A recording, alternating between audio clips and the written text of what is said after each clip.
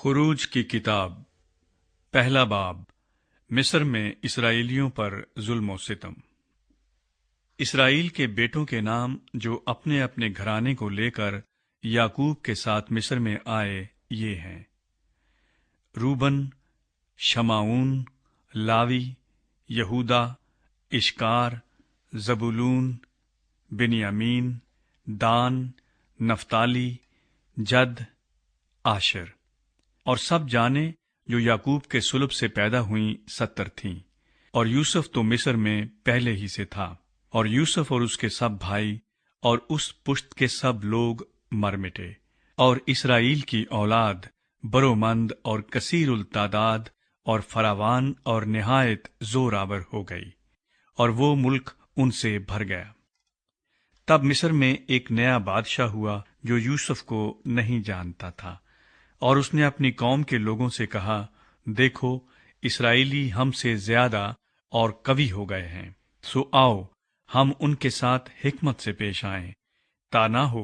کہ جب وہ اور زیادہ ہو جائیں اور اس وقت جنگ چھڑ جائے تو وہ ہمارے دشمنوں سے مل کر ہم سے لڑیں اور ملک سے نکل جائیں۔ اس لیے انہوں نے ان پر بیگار لینے والے مقرر کیے جو ان سے سخت کام لے لے کر ان کو ستائیں۔ سو انہوں نے فرعون کے لیے ذخیرے کے شہر پتوم اور رامسیس بنائے، پر انہوں نے جتنا ان کو ستایا وہ اتنا ہی زیادہ بڑھتے اور پھیلتے گئے۔ اس لیے وہ لوگ بنی اسرائیل کی طرف سے فکر مند ہو گئے،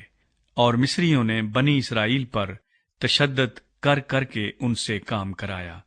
اور انہوں نے ان سے سخت محنت سے گارا اور اینٹ بنوا بنوا کر اور کھیت میں ہر قسم کی خدمت لے لے کر ان کی زندگی تلخ کی۔ ان کی سب خدمتیں جو وہ ان سے کراتے تھے تشدد کی تھیں۔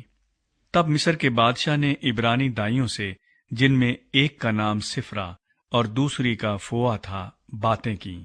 اور کہا کہ جب عبرانی عورتوں کے تم بچہ جناؤ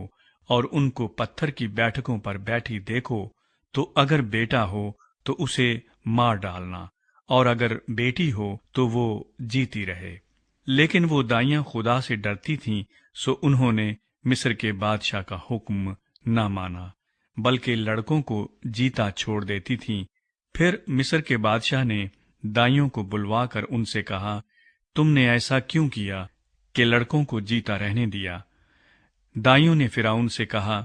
عبرانی عورتیں مصری عورتوں کی طرح نہیں ہیں، وہ ایسی مضبوط ہوتی ہیں کہ دائیوں کے پہنچنے سے پہلے ہی جن کر فارغ ہو جاتی ہیں۔ پس خدا نے دائیوں کا بھلا کیا، اور لوگ بڑھے اور بہت زبردست ہو گئے، اور اس سبب سے کہ دائیاں خدا سے ڈریں، اس نے ان کے گھر آباد کر دیے۔ اور فرعون نے اپنی قوم کے سب لوگوں کو تاکیداً کہا کہ ان میں جو بیٹا پیدا ہو تم اسے دریا میں ڈال دینا، اور جو بیٹی ہو اسے جیتی چھوڑنا۔